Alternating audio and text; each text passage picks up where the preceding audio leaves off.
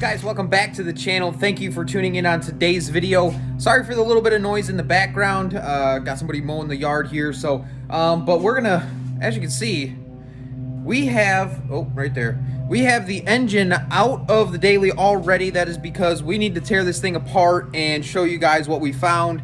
If you saw the previous video about the lifter issue, yeah, that's why we got to pull the engine out.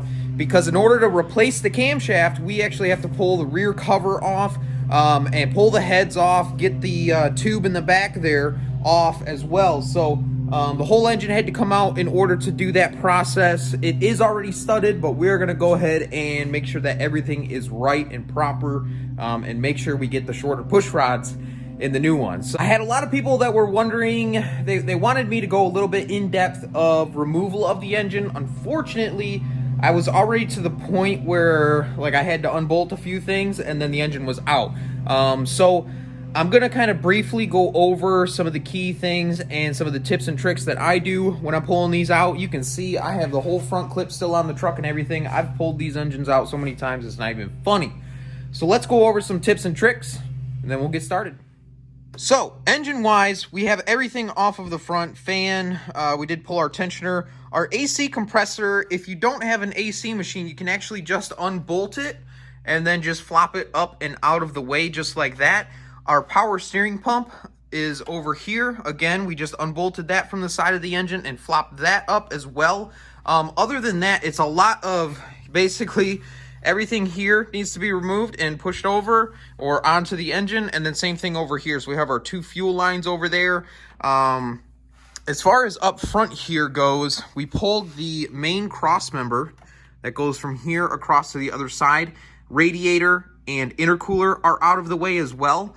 That way we have enough room to come forward with the engine and then come up and out. Looking back at our engine here, you can see, now we had to tear apart here only because we need to verify that we had a lifter issue. You do not have to pull your high pressure pump off. You don't have to pull the cover off or anything like that. The only thing you have to pull off is your turbo. We pulled our pedestal so we can get our bracket on here. And then I also pulled the FICM and the two FICM brackets for this side, as well as the glow plug control module on this side. That just gives us a little bit of wiggle room on each side.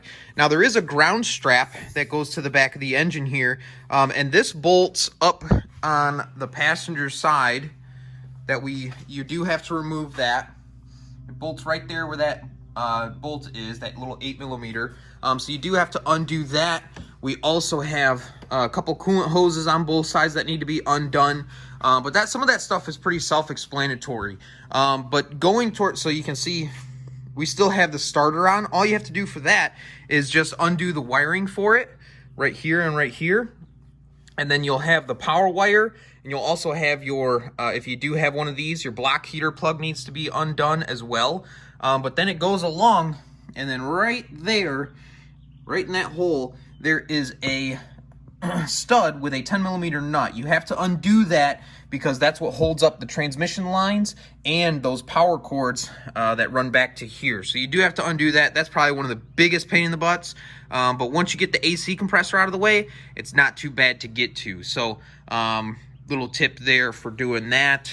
You do see we do have the alternator off. That's because I put the cherry picker right here, and then we want to get as close to this as possible. So this gives us the best avenue, is right in this little gap. I don't like pulling the intake manifolds off. It's just too much of a pain. So I try to pull it as assembled as possible. But yeah, pull the alternator off. That'll give you a lot of wiggle room. Upper radiator hose and lower radiator hose. We pull both of those off to give us plenty of room. Like I said, power steering pump that goes here. Those are just 3 10mm bolts that pull right out. No big deal there. Now for our torque converter nuts, I access them right through here, and that's where I get to them. You can also, there is a port right here, there's a cap over it. You can actually pull that out, and then you can access it from way up here and go right through where that cap is to pull those off. And basically you just rotate the engine over, and they're 9/16. They come right loose. Hopefully, anyway, they come right off. No big deal there. As you guys know, we do have our one-piece up pipes on the truck. You do have to remove the up pipes when you pull the engine out, otherwise this gets all jammed up into the cowl. So I always just remove the up pipes. Basically, it's going to be a 10 millimeter bolt on the top and a 13 on the bottom. Unless you have my pipes, then it's a little bit different sizing. But just reach up there and put your wrench, your 10 millimeter wrench on the top, and then go underneath here. I like to spray these down. Those can be real stubborn, and then break those loose. Same thing on the other side. It's really not too complicated. It's more just a pain in the butt. If I can be honest with you guys, it is a pain in the butt, but it does make removing the engine that much easier to get those out of the way. For my last tip and trick, the transmission, I unbolt it from the cross member underneath there. It's just two 21 millimeter nuts. I do like to loosen those, and then I'll use a jack and I'll jack up the transmission as we lift up the engine. Of course, you have your engine mounts that you have to undo, the 4 on each side, 21 millimeter nuts there. But then what I like to do is get a ratchet strap, and I will go up and over our cherry picker arm, and I will grab onto our 2 pieces here, one there and one here, and I will ratchet that, and that will make the engine tilt up, which will align. That'll help us disconnect from the transmission, because the transmission is in there like that, and so we need to match that angle. So I like to jack up the front of the engine so we can get that downward angle, and then we just pull forward, disconnect from the transmission, and then from there you can undo the ratchet strap and then just pull it straight up and out. Slowly, just move it forward, up, forward, up, and eventually you're like this. Now, if you guys notice, we have one of the coolest engine stands for the 6.0s. It is the dual arm on both sides. It bolts right to where the factory engine mounts go. It comes with special plates so that you don't have to fab anything or anything like that. You don't have to cobble anything together. Use the bolts that you use from the engine mounts, and it just goes right on this thing, guys. It's incredible. Let's check it out. So you can see here, it is the Norco 2,000 pound capacity engine stand. Like I said, these arms are specific for the 6.0 and the 6.4, so they bolt right in to where our original engine mounts go. We use the same bolts and everything. Now, it is 360, so we can rotate this sucker all the way around. We can flip this thing upside down. No big deal. Obviously, having all of this weight, having both sides supported is a huge plus, and just makes everything way stronger. Not to mention, it looks amazing sitting on there. Yeah, I'm super pumped about this engine stand, guys. If you're doing a lot of these engines, this is the way to go for sure. But without further ado, I want to thank everybody. We finally hit 10,000 subscribers on the channel. That is huge and got me super excited. I want to thank everybody for the continued support on the channel, watching the videos, liking, commenting, and of course going over to the website and getting yourself a, man, the up pipes are just, they're through the roof right now. So really appreciate all the support there. You guys are really digging those up pipes.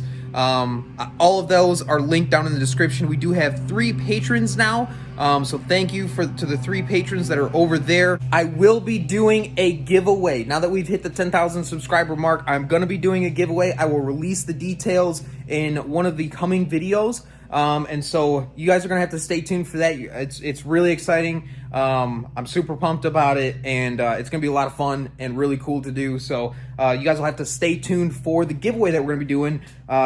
It'll be specifically for the 6.0 Powerstroke, so it's gonna be something. Yeah, I won't go into it too much right now, but stay tuned for that, guys. But without further ado, let's jump into, we're gonna tear this thing apart, get the heads off, and look at our lifters, pull the camshaft out, and see what kind of carnage we got going on. Let's get started.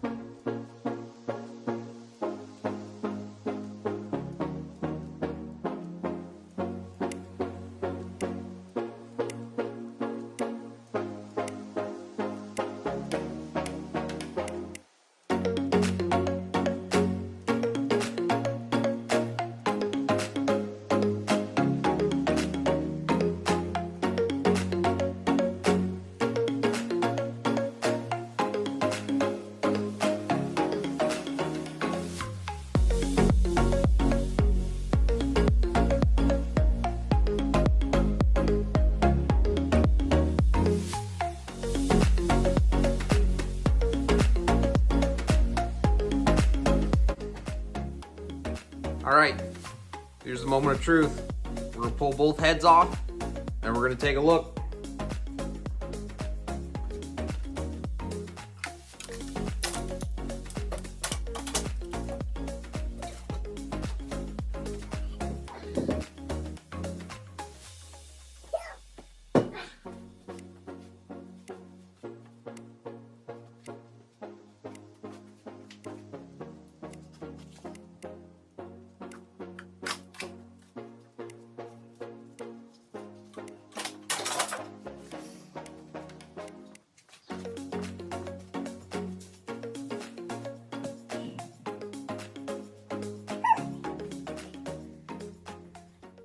All right, so first thing I noticed was we had these dowels in the head.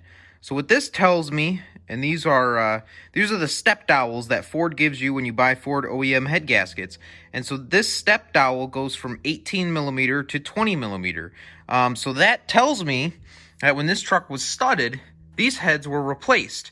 Ford does not sell 18 millimeter heads anymore, so you can only get 20 millimeter heads. That's why they send you these step dowels, so that the block is 18 millimeter and the new heads are 20 millimeter. So that is a good thing. Second thing I noticed was we can't seem to find any form of head gasket issues. The head gaskets actually look beautiful. There was one spot that I'm not 100% sure, but there were no signs of head gasket issue, and looking at our head gaskets, they do look pretty healthy. Engine-wise, here's number 7. This is our problem child. You can see, you know, other than it being extremely dirty, everything so far looks promising. Everything looks good. We got cross hatches, you know, each cylinder. Go to the other side here. Top of the pistons look good. We got cross hatching. This cylinder, we're going to spin this one around. This one looks like it might have a little bit of something going on, but we'll take a look a little bit closer on those. But obviously, our biggest problem is that spot right there, number 7. So what we're going to do is we're going to pull our flex plate off, our rear cover. We'll get this tube that goes around the back off, and then we will start pulling our lifters out and take a look at those. But you guys are going to have to wait until next week before we tear into this thing further. I'm going to get these things cleaned up. We're going to get the heads over to the machine shop. And then next weekend, we'll be doing a video showing the carnage from the lifter and the camshaft, as well as hopefully we'll have our heads back and we can actually maybe start going back together with the truck. So thank you guys for tuning in on today's video. We will catch you guys in the next one. Thank you again, 10,000 subscribers. Let's keep the momentum going. Don't forget, in the coming videos, I will be announcing the giveaway that we're going to be doing. So stay tuned, like, subscribe, leave a comment down below. We'll see you guys in the next video. Peace.